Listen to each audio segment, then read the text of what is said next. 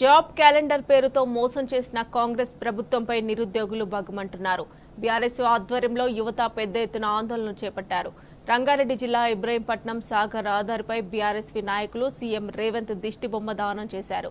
ఉద్యోగాలు లేని job calendar, అసెంబ్లీలో దానం నాగేందర్ పదజాలంపై తీవ్రంగా ఫైర్ అయ్యారు.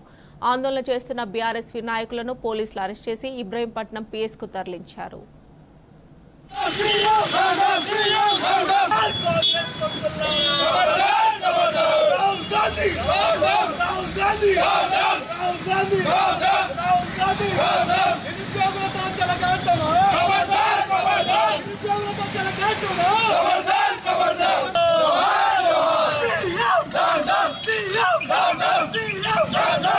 నిరుద్యోగులకు పూర్తిగా వాళ్ళకి నమ్మకం లేకుండా పోయింది. వాళ్ళని నమ్మించి వాళ్ళని మభ్యపెట్టి ఎన్నికలలో మరి నిరుద్యోగులకు అండగా ఉంటాము, సంవత్సరానికి 2 లక్షల ఉద్యోగాలు నోటిఫికేషన్ వేస్తామని హామీ ఇచ్చి ఆ హామీని తుంగలో దొక్కి మభ్యపెట్టి ఓట్లు వేయించుకొని ఈనాడు ఆ నిరుద్యోగులను మోసం చేస్తూ జాబ్ క్యాలెండర్ రిలీజ్ చేయడం జరిగింది.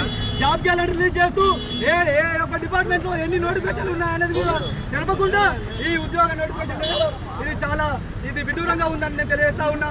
రేవంత్ రెడ్డి నిరుద్యోగుల పక్షాన మా విద్యార్థి భాగం మీరందరూ వరకు ఈ ఉద్యమాన్ని మరింత ఉధృతం చేస్తామని తెలియజేస్తా ఉన్నా.